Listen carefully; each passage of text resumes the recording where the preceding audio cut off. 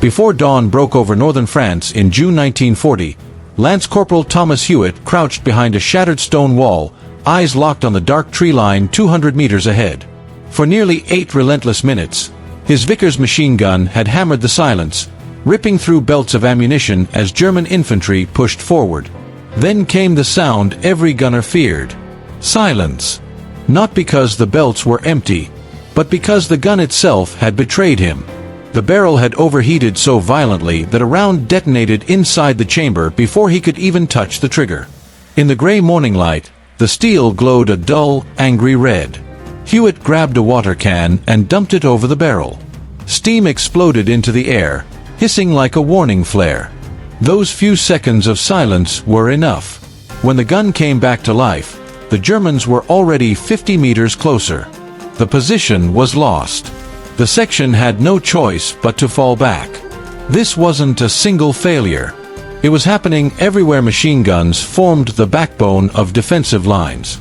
Britain had learned brutal lessons about sustained fire during the First World War, when Vickers guns relied on heavy water jackets and crews hauling extra water across no man's land. But this was a new war. Infantry had to move fast, fight light, and shift positions constantly. Water-cooled systems were too heavy, too slow, and completely incompatible with mobile warfare. And Britain wasn't alone. Every army faced the same unforgiving reality. Friction creates heat, heat destroys barrels, and destroyed barrels silence guns at the worst possible moment. American troops watched Browning automatic rifle barrels warp under sustained fire. Soviet DP-28 crews saw accuracy collapse as steel expanded. Even Germany's excellent MG-34 demanded strict fire discipline to avoid catastrophic failures. The equation was merciless. More bullets meant more heat, and more heat meant dead weapons. When a machine gun failed, it didn't just endanger the gunner. It collapsed the entire defensive system. British infantry doctrine revolved around a single automatic weapon, the Bren. When it stopped firing, 8 to 10 men instantly lost their shield of suppressive fire. German assault tactics targeted machine gun positions first. If overheating silenced them, the enemy barely had to fire a shot. Reports from the retreat through France made the problem impossible to ignore. One after-action report from the Somerset Light Infantry described 3 out of 4 Bren guns suffering heat-related stoppages during a 2-hour fighting withdrawal. The 4th gun stayed in action the entire time, not because it was different, but because its veteran corporal aggressively swapped barrels under fire. That single decision saved the company. The lesson was clear.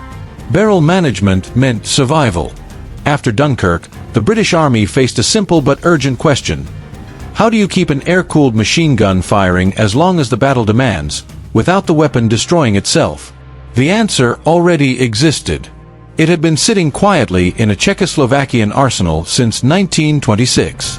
At the Zbrojovka Brno factory, designer Václav Holek had created a light machine gun with a revolutionary feature, a barrel that could be removed and replaced in under 5 seconds, without tools.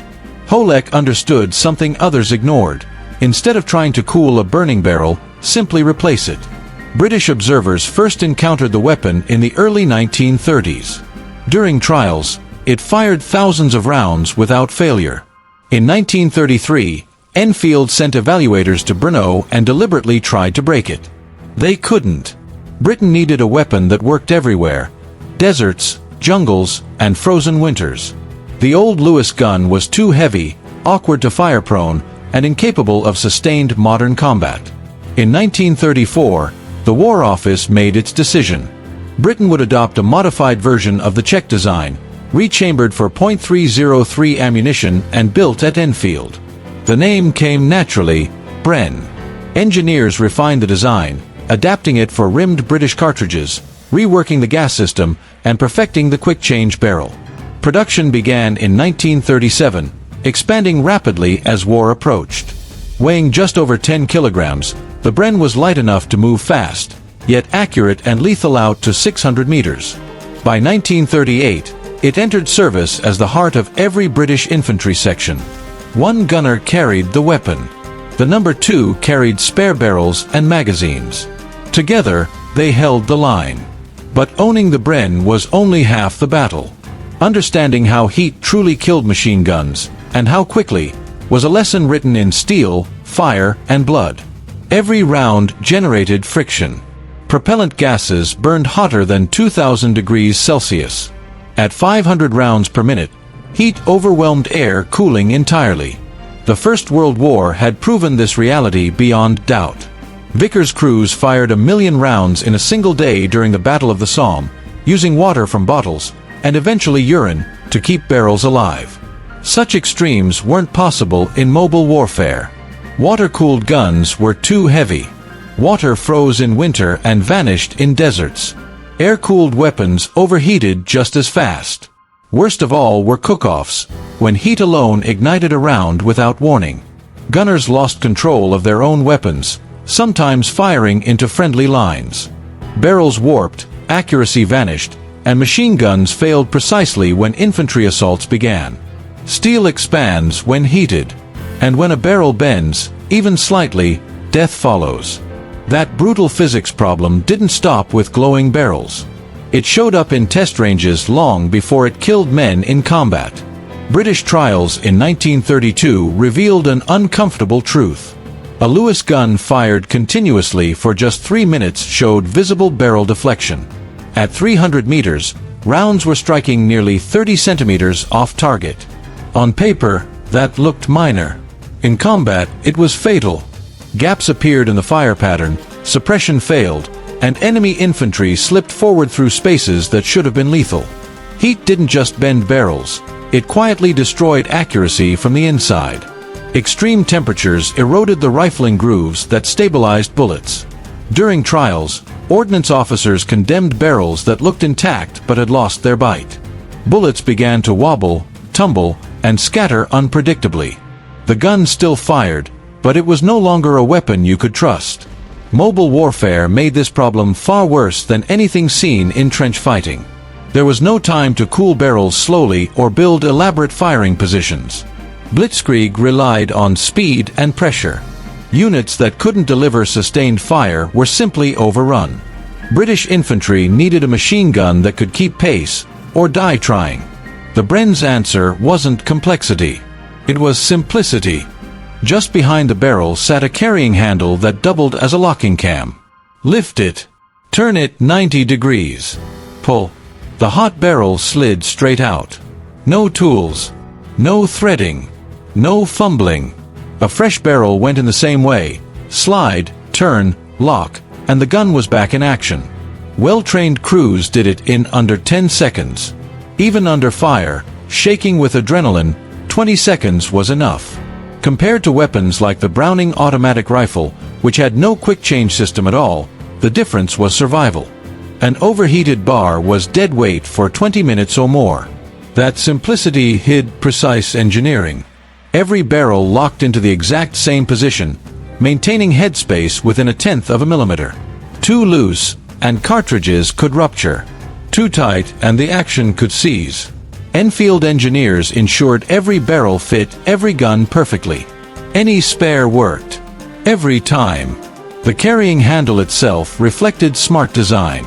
It balanced the weapon, protected hands from heat, and gave leverage for fast changes. Positioned exactly where the support hand naturally rested, it made barrel swaps instinctive, even in darkness, exhaustion, or freezing rain. The barrels were equally refined. Forged from high-grade steel and chrome-lined inside, they resisted erosion from burning propellant gases. The chrome reduced friction, slowed rifling wear, and prevented copper fouling that trapped heat.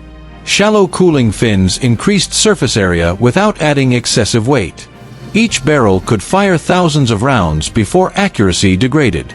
Doctrine issued 3 barrels per gun. 1 firing, 2 cooling.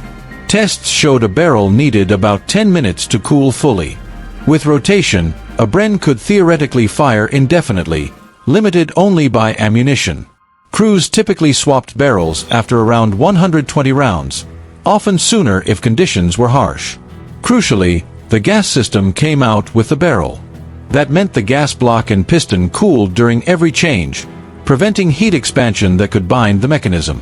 Adjustable gas settings allowed crews to tune the weapon for cold, heat, dirt, or worn ammunition, from frozen Norway to the deserts of North Africa. On paper, it was brilliant. Combat proved it. During the Dunkirk evacuation, Sergeant William Bates of the Royal Norfolk Regiment held a canal bridge while his battalion withdrew. German infantry attacked from 3 directions. Bates fired almost continuously for 40 minutes, changing barrels 4 times. The bridge never fell. The after-action report credited uninterrupted Bren fire for saving the withdrawal. In North Africa, sand became the enemy. Corporal James MacDonald fired over 300 rounds during a German counterattack in 1942. Barrel changes weren't just about heat. They allowed him to clear sand from the gas system in minutes without stripping the gun. The Bren went back into action when others would have failed completely. In Burma's jungles, Private Robert Hughes fought at night, firing by sound and muzzle flash. After roughly 150 rounds, his number 2 tapped his shoulder. Hughes changed the barrel by touch alone, pure muscle memory drilled through endless training. That blind barrel change kept Japanese infantry from overrunning his position. Italy's mountains offered no mercy. Near Monte Cassino, Lance Corporal Arthur Williams changed barrels 3 times in 2 hours while holding a rocky outcrop. The Germans were too close to pause. He later recalled the barrel glowing faintly, yet the handle remained cool enough to grip. Normandy pushed the Bren harder than ever. In June 1944, Sergeant Thomas Cooper of the Canadian Infantry burned through 7 magazines in 8 minutes while suppressing a German strongpoint near Carpiquet. He changed barrels once, never letting the fire slacken. That sustained pressure pinned the enemy long enough for a flanking section to destroy the position with grenades. The Bren didn't win battles on its own. But when everything else failed, terrain, weather, exhaustion, it kept firing. And that reliability would soon force every army watching to ask the same uncomfortable question. Why hadn't they solved this problem sooner? Those battlefield stories all shared the same pattern. Long fights where stopping to let a barrel cool simply wasn't an option. Moments where sustained fire decided whether a position held or collapsed. And crews who drilled barrel changes until the motion required no thought at all. The Bren wasn't the only World War II machine gun with a quick change barrel, but comparison explains why British soldiers trusted it so completely. Germany's MG-34, introduced in 1934, also allowed barrel replacement. Trained crews could change it in about 15 seconds, respectable, but slower than the Bren. Its much higher rate of fire, up to 900 rounds per minute, meant barrels overheated faster and needed more frequent changes. German doctrine issued 4 spare barrels per gun, compared to Britain's 2. The later MG-42 pushed firepower even further, reaching a blistering 1,200 rounds per minute. It was terrifyingly effective, but unforgiving. Barrels had to be changed after as few as 50 rounds. While the swap itself could be done in under 8 seconds, ammunition consumption was enormous. The Bren, firing at a steadier pace, often achieved comparable suppression with far fewer rounds. American forces relied on the Browning automatic rifle, which stood in stark contrast. The bar had no quick-change barrel at all. After roughly 150 rounds, overheating forced crews to wait 15 to 20 minutes for cooling. U.S. doctrine compensated by issuing multiple bars per squad, but this reduced rifle strength and increased the burden on logistics. The Soviet DP-28 followed a different philosophy. Its barrel wasn't meant to be changed quickly. Sustained fire was limited, and if a gun overheated, another was picked up from casualties when possible. A harsh but practical solution reflecting Soviet doctrine and mass production. Japanese Type 96 and Type 99 guns technically had removable barrels, but the process required tools and time, often 30 seconds or more. In jungle fighting, that delay mattered. British and Commonwealth units frequently gained fire superiority simply because the Bren stayed in action longer and returned to firing faster. Captured weapon trials confirmed this. A Canadian evaluation in Italy in 1943 tested MG-42s against Bren guns. The Germans' firepower impressed evaluators, but the report concluded the Bren's simpler operation and controlled rate made it better suited to small unit combat where ammunition resupply and training time were limited. None of this mattered without training. British doctrine treated the Bren as the heart of the infantry section. Every section trained a gunner, a number 2, and multiple backups. Losing the automatic weapon meant losing the fight.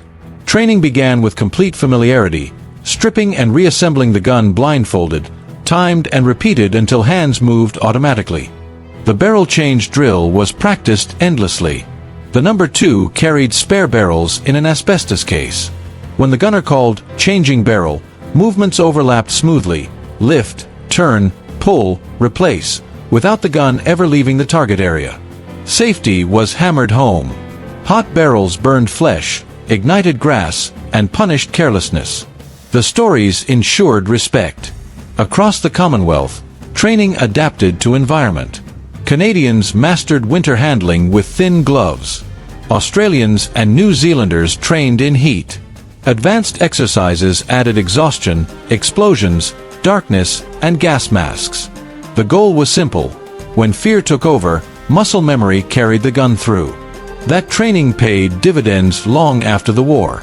The Bren remained in service decades later. When NATO adopted the 7.62mm cartridge, Britain converted existing guns rather than replacing them. The updated L4 served into the 1990s, fighting from Korea to the Falklands. Its influence spread worldwide. Belgium's FNMAG copied the quick change concept almost directly. The United States adopted it as the M240. German post-war designs refined their systems after studying Allied weapons. Soviet and Russian guns eventually embraced fast barrel swaps as well. Today's machine guns, from American M249S to British L110S and German MG5S, all follow the same principle first perfected before World War II. Separate the barrel. Make it removable without tools. Train crews until the motion is automatic. Modern gunners still drill the same way. Timed swaps. Stress conditions. Muscle memory. Lance Corporal Hewitt, crouched behind that stone wall in France with his glowing Vickers, never knew the answer was already coming. But the Bren's quick-change barrel solved a problem as old as automatic weapons themselves, and solved it so completely that the solution became universal. What once caused silence on the battlefield became standard practice. And that single engineering decision changed infantry combat forever.